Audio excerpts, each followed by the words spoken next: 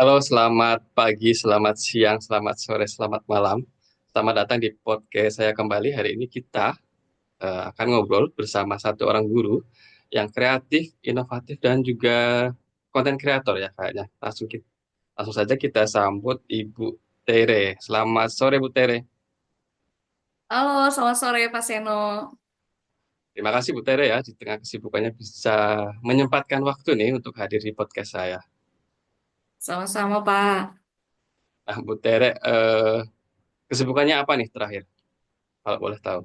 Nih, oke. Jadi kalau saat ini selain mengajar, tentunya saya itu sekarang lagi mencoba membangun personal branding saya, terutama lewat media sosial. Dan di situ saya juga mencoba untuk membuat berbagai macam produk digital yang sangat mendukung dalam proses pembelajaran. Selain itu, saya juga sekarang sedang terlibat dalam beberapa kegiatan berbagi praktik baik dalam webinar-webinar dan juga berbagi praktik baik secara luring di sekolah dan di komunitas saya. Seperti itu, Pak Seno. Wah, luar biasa. Tadi Bu Tere menyebutkan produk digital. Apa itu produk digital yang Bu Tere hasilkan ya? Mungkin ya. Boleh di-sharing, Bu. I- Iya, jadi produk digital itu adalah produk-produk yang dibuat dengan menggunakan teknologi digital begitu ya. Jadi misalnya saya kan sebagai seorang guru nih Pak Seno. Jadi kalau Hmm. guru itu kan misalnya kita membuat perangkat pembelajaran, membuat media-media pembelajaran. Nah, jadi saya mencoba memanfaatkan teknologi untuk membuat produk-produk tersebut seperti itu gitu. Wah, luar biasa. Mungkin nanti lain waktu kita bisa lihat contoh-contohnya ya, seperti apa ya Bu Tere ya. Iya, boleh banget ya. Oke. Eh, Sahabat podcast, saya akan coba share screen ya, terkait dengan banyak sekali pengalaman yang sudah diperoleh oleh Ibu Tere ini. Sebentar.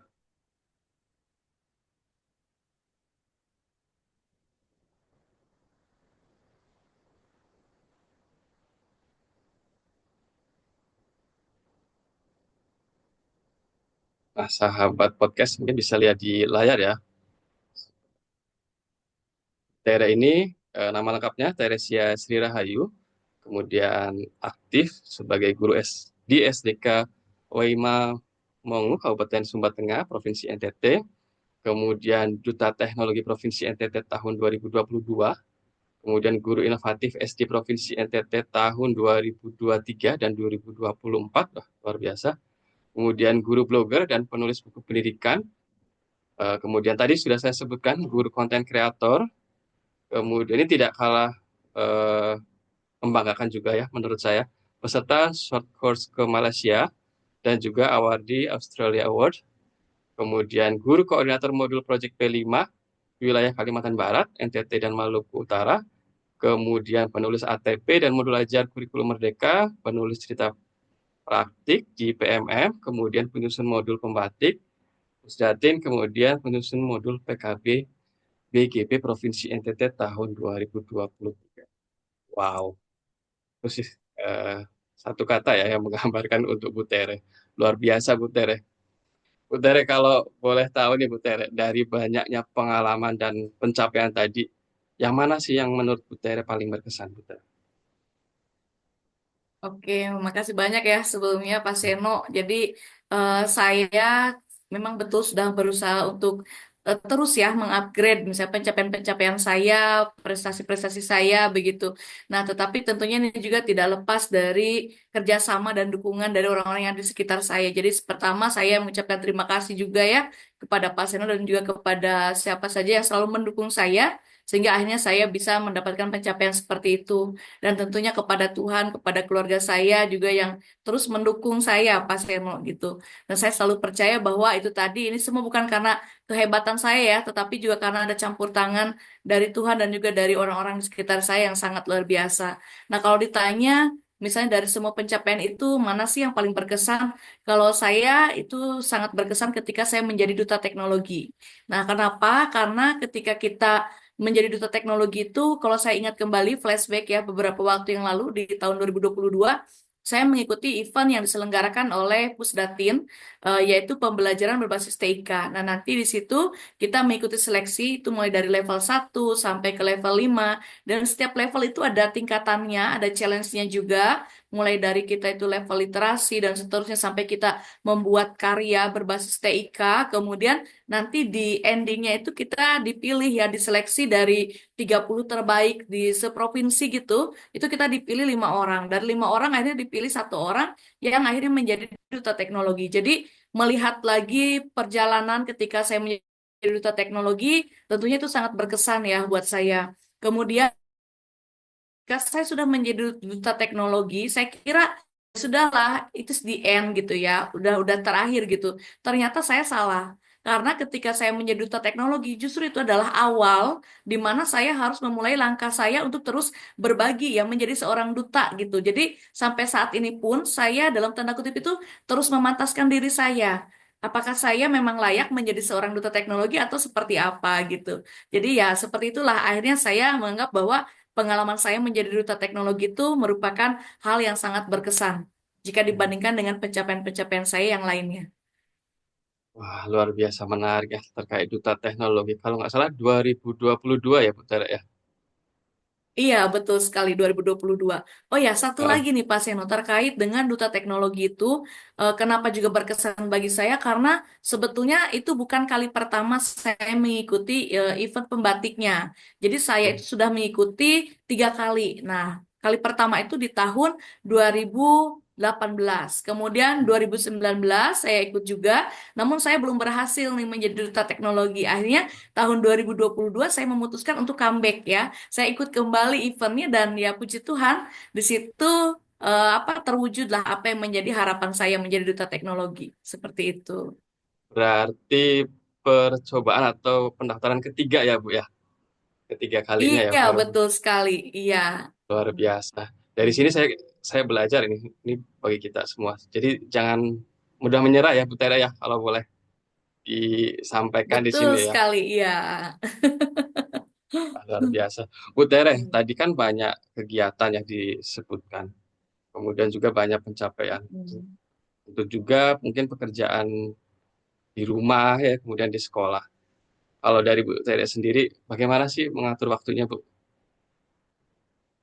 Iya, memang Pak Seno kalau misalnya kita terlalu banyak aktivitas ya, itu kita berhadapan dengan tantangan yang namanya waktu gitu ya. Bagaimana saya memposisikan diri saya, misalnya saya ketika di sekolah saya tentu harus menyesuaikan ya diri saya harus menjalankan tugas utama, itu tidak bisa diganggu gugat istilahnya begitu. Jadi tidak bisa kayak kalau di sekolah itu multitasking gitu ya. Kita tetap harus menjalankan tugas utama. Nah, sisa waktunya itu harus kita atur sebaik mungkin. Saya memang beberapa kali ketika ada kegiatan itu ada yang waktunya itu hampir bersamaan begitu. Kemudian selain itu saya juga ketika kembali ke rumah tentunya kan juga sebagai ibu rumah tangga ya, itu tentu kita juga harus melihat faktor-faktor itu jangan sampai nanti ada salah satu tugas yang dijalankan dengan bagus begitu dengan paripurna tapi ada juga tugas yang lain yang terabaikan. Saya juga tidak berharap. Memang sih beberapa kali ketika saya berada di situasi bagaimana ini ya, ada banyak kegiatan yang harus saya ikuti, kemudian juga ada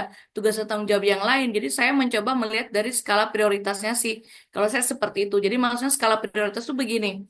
Kalau misalnya di hadapan saya begitu ya, ada sekitar beberapa kegiatan. Nanti saya biasanya menulis dulu di kayak sticky notes gitu, di kertas-kertas yang kecil ya, kertas stiker. Kemudian saya biasanya tuliskan situ deadline-nya, kemudian nama kegiatannya apa. Jadi kalau misalnya deadline itu, oh masih bisa nih sekitar seminggu, kemudian yang lain, oh yang ini udah mepet nih sekitar 3 hari, yang lain lagi satu. Jadi saya mulai menyusun gitu ya, menyusun itu. Kemudian kalau misalnya untuk mengatur waktu di keluarga atau di rumah sebagai ibu rumah tangga, saya itu kan kita ada kayak apa namanya ya, kayak sudah terbiasa ya, kayak misalnya ini waktu jam sekian berarti saya harus masak, misalnya jam sekian saya harus melakukan apa. Jadi setelah atau sebelum waktu itu saya coba siasati. Kemudian tentunya juga dengan melibatkan keluarga. Makanya tadi kan saya mengatakan semua pencapaian saya itu bukan hanya kehebatan saya atau pencapaian yang saya lakukan sendiri, tetapi karena ada dukungan-dukungan. Contohnya ketika saya mungkin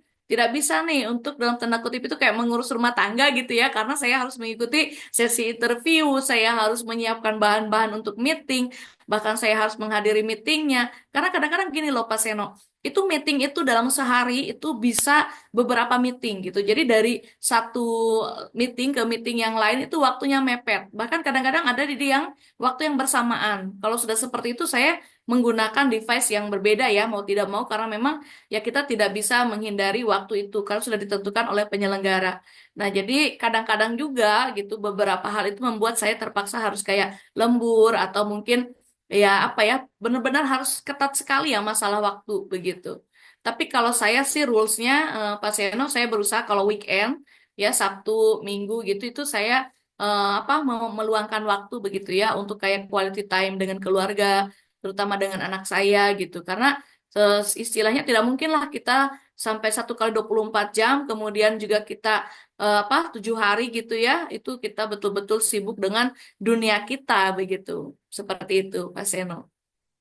Biasa Bu Tere. Tadi kalau saya nangkap skala prioritas, kemudian tadi juga sampai Betul. menulis di sticky notes seperti itu ya. Tadi nyambung juga ya terkait dengan weekend tadi. Kalau boleh tahu sih, Bu Tere, seberapa besar sih pengaruh keluarga dalam kalau bilang kesuksesan ya Bu Tere sampai di titik yang sekarang? Ya, ini Seberapa Bu aduh Tere? pertanyaan ya. Pertanyaan ini memang apa ya sampai membuat saya tuh kayak suka terharu gitu. Artinya gini, kalau saya refleksi lagi gitu, saya percaya bahwa rezeki yang saat ini saya dapatkan itu adalah rezeki anak yang mungkin dititipkan lewat saya, misalnya seperti itu ya, atau rezeki juga orang lain yang mungkin melalui perantaraan saya. Saya selalu berpikir seperti itu, Pak Seno. Makanya ketika saya ditanya nih, seberapa besar pengaruh keluarga ya tentu itu sangat berpengaruh ya.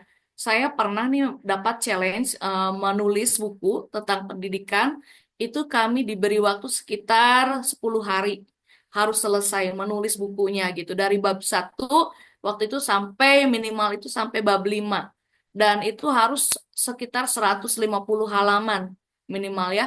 Jadi saya berpikir kalau misalnya saya apa fokus juga untuk menulis buku bagaimana dengan tugas dan tanggung jawab saya yang lain terutama di dalam keluarga gitu ya.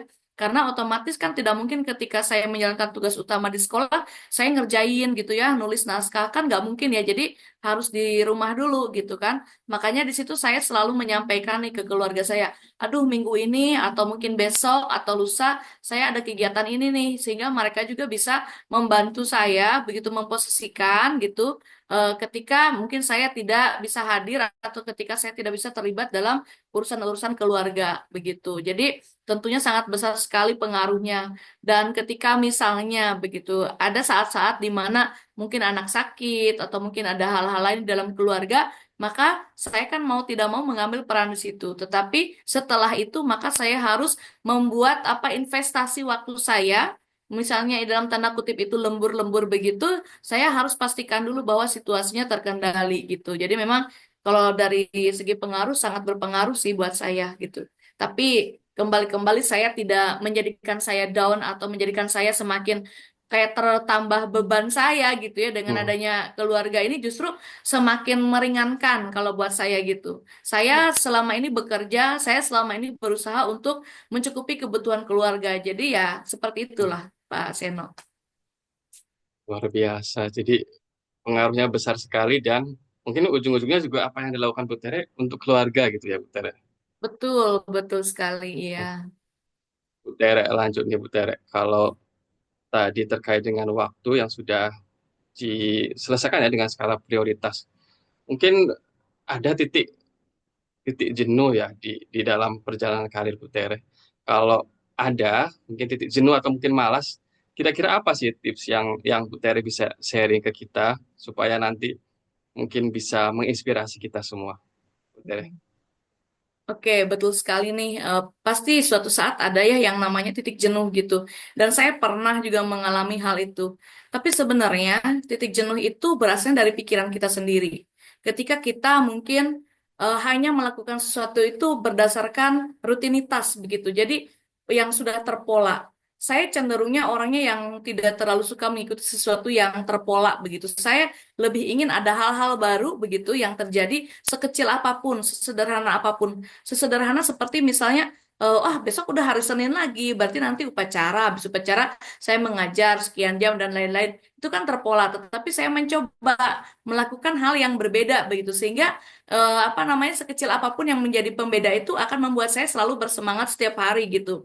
Memang sih ada juga kadang rasa malas atau mungkin rasa kayak berada di zona nyaman ya, itu ada. Kadang-kadang pemikiran, aduh, saya sudah mencapai nih seperti ini yang tadi disampaikan Pak Seno ya, saya sudah begini, saya sudah begitu, ya sudahlah cukuplah. Seperti waktu tahun kemarin nih ya, Bapak Ibu, Pak Seno juga. Tahun kemarin itu saya ada tantangan untuk mengikuti program pendidikan guru penggerak. Nah, saya waktu itu kan kebetulan sudah menjadi pendamping ya, atau menjadi pengajar praktik. Nah, tetapi karena istilahnya ada regulasi, ada situasi dan kondisi di daerah saya, makanya saya belum mendapat penugasan sebagai pengajar praktik. Nah, sebetulnya saya sudah merasa ya sudahlah, saya sudah pengajar praktik. Buat apalagi saya menjadi guru penggerak begitu ya. Toh tidak menjadi guru penggerak pun saya tetap bergerak begitu kan. Kadang-kadang sama juga ya pemikirannya orang-orang kan seperti itu gitu ya. Tapi ketika saya melihat lagi dari teman-teman dan motivasi dari orang-orang di sekitar saya, mereka mengatakan dengan mengikuti program pendidikan guru penggerak banyak sekali loh hal-hal berbeda yang didapatkan begitu. Makanya saya mencoba, ya sudah kalau begitu saya menantang diri saya. Ya udah deh, saya nggak boleh males-malesan, saya coba daftar lagi sebagai guru penggerak. Makanya ketika akhirnya saya bisa lolos nih di program pendidikan guru penggeraknya, baru kemarin nih Pak Seno angkatan 11 ya. Banyak orang yang mengatakan pada saya, loh Bu Tere baru menjadi CGP, katanya begitu. Iya, saya bilang gitu, saya baru CGP nih angkatan 11. Oh gitu, ya mungkin karena mereka melihat ya tadi itu ya, kayak background saya, mungkin pencapaian-pencapaian saya gitu. Jadi saya kadang-kadang begini, ketika ada hal yang baru, aduh kayak saya males nih. Kayak misalnya ada tentang Google Master Trainer atau Quizy Super Trainer atau mungkin Canva juga ya, Guru Duta Canva itu kan challenge semua gitu ya. Kalau misalnya kita stuck di rasa malas, kita stuck di zona nyaman, itu berarti ya udahlah gitu, ngapain sih saya juga mengejar itu begitu kan. Tetapi saya lebih kepada saya ingin terus mengupgrade. Saya senang belajar gitu. Jadi ya walaupun mungkin ada rasa malas, ya akhirnya saya mencoba untuk mengalahkan rasa malas saya sendiri gitu. Dan saya bersyukur bahwa saya tidak mau membandingkan diri saya dengan orang lain. Misalnya si Hmm. A udah menjadi guru duta Canva, si B udah menjadi Hmm. apa, si C udah. Tapi saya melihat diri saya yang kemarin dengan diri saya sekarang dan diri saya di masa depan tuh kira-kira nanti mau jadi seperti apa gitu. Seperti itu, Pak Seno. Jadi, ketika saya ada rasa malas, saya coba memotivasi diri saya begitu. Hmm. Kadang-kadang sih ketika saya lihat nih misalnya, wah orang itu hebat banget ya, guru itu keren banget tuh. Dia bisa apa mencapai ini dan itu kok saya masih begini-begini. Oh, pasti mereka itu investasinya lebih besar daripada yang saya lakukan. Kayak misalnya mungkin mereka itu membuat konten begitu atau mungkin mereka melakukan apa kok saya cuman habis di scroll aja gitu kan atau Hmm. kayak saya cuman menghabiskan waktu untuk yang sifatnya hiburan-hiburan aja misalnya kayak gitu sih. Wah, luar biasa menarik. Tadi saya nangkap Bu Tere ini kayaknya mencari sesuatu tantangan yang baru, yang berbeda, dan Betul. tidak kalah penting adalah terus belajar. Dan Mm-mm. tidak ada quote menarik juga, jangan membandingkan dengan orang lain ya, Bu Tere, ya. Karena saya yakin setiap Ya, orang punya pencapaiannya masing-masing ya, benar Bu Tere? betul sekali. Dan waktunya setiap orang juga beda-beda kan gitu. Kalau Betul. misalnya kemarin 2019 saya bisa berkesempatan misalnya ke luar negeri, Hmm. 2021 juga ya saya berkesempatan juga untuk belajar di sana. Jadi saya selalu percaya ketika misalnya ke tahun kemarin ada 2024 itu banyak ya teacher exchange itu ke Korea atau kemana. Saya Hmm. mengatakan ya ini mungkin waktu-waktunya mereka dan saya Hmm. tetap berharap bahwa nanti juga ke depan akan ada lagi waktu-waktu yang terbaik untuk saya seperti Hmm. itu. Sepakat, sepakat. Setiap orang punya waktunya masing-masing seperti itu. Betul. Wah, luar biasa Bu Tere, obrolannya menarik sekali. Tadi banyak motivasi yang sudah saya dapat ya. Mungkin harapannya juga sahabat podcast di rumah bisa nih menangkap semangat dari Bu Tere. Bu Tere, sebelum berakhir podcast ini, Bu Tere, ada nggak closing statement mungkin buat rekan-rekan guru yang ada di luar sana terkait untuk mencapai dalam hal ini mungkin kesuksesan ya. Gimana Bu Tere, ada yang ingin disampaikan? Ya, kalau misalnya dari saya sih ya, teman-teman, saya mau sharing aja apa yang sudah saya praktekkan selama ini. Jadi, ketika kita ingin mencapai kesuksesan, tentunya kita harus berani, kita harus siap untuk keluar dari zona nyaman kita. Karena tidak ada kesuksesan itu yang datang sendiri kepada kita. Kita harus mengupayakannya, kita harus mengejarnya, dan kita bisa mulai dengan membangun personal branding kita. Nah, salah satu yang sekarang ini mungkin lebih mudah ya untuk membangun personal branding itu adalah dengan memanfaatkan media sosial. Jadi kalau misalnya Bapak Ibu, teman-teman semua itu ingin mencoba meniti tangga kesuksesan, ya mulai dengan membangun personal branding dulu begitu.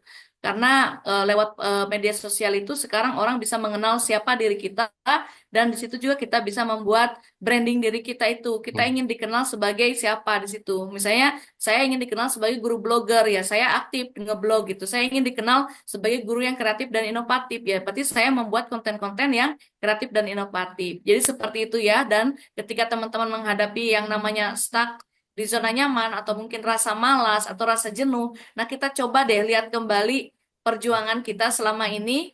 Ya, misalnya saya sudah membuat media sosial, saya sudah menjadi duta teknologi, saya sudah ini. Itu adalah Hmm. perjuangan yang selama ini kita upayakan. Lalu Hmm. nextnya itu mau seperti apa gitu kan? Jadi kita ingat kembali hal itu, maka saya yakin nanti kita akan terbebas dari yang namanya rasa malas atau rasa jenuh Hmm. itu. Seperti itu. Mantap. Keluar dari zona nyaman, kemudian tadi juga membangun personal branding ya. Di dunia digital sekarang mungkin Betul. banyak jalannya ya, Bu Tere. Baik, Betul terima sekali. kasih Bu Tere sudah menyempatkan waktunya di tengah kesibukannya. Kita sedang ada di penghujung acara ya di podcast ini. Terima kasih sahabat podcast sudah mengikuti obrolan kita pada sore hari ini. Mudah-mudahan bisa bermanfaat. Sekali lagi terima kasih Bu Tere. Mungkin kita bisa ngobrol lagi di lain kesempatan. Saya Iya, akhiri, siap-siap. oke, saya akhiri selamat sore. Selamat sore Bu Tere. Selamat sore, ya, selamat sore.